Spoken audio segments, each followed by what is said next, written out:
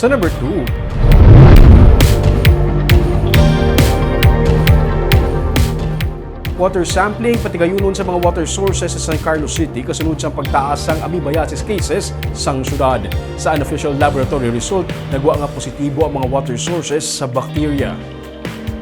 Damlag pa, nagmando si Mayor Renato Gustilo sang inspection sa mga water sources nga nagalakip sanggikan sa City Water Works sang syudad, mga bomba kasubong man water refilling stations. Bisan gani mga food establishment kag stalls nga wala sang nagakaigo nga permit ang nalakip sa inspeksyon.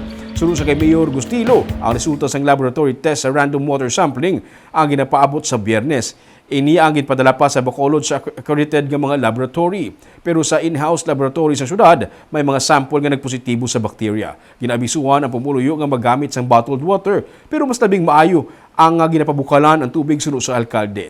Samtang, may 7 naman ka mga kaso sang amoebiasis sa BJMP, pero negatibo naman sa bacteria ang water sources ini.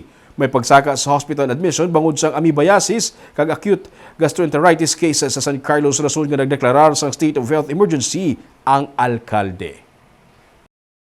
Tapos na kami ga-explore, may mga positive nga kuaning presence of bacteria. So,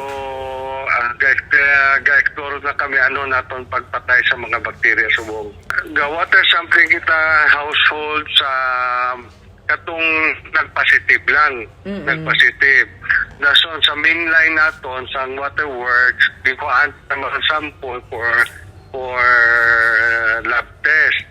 Now, based on our in-house lab test, unofficially may mga positive nga presence of bacteria.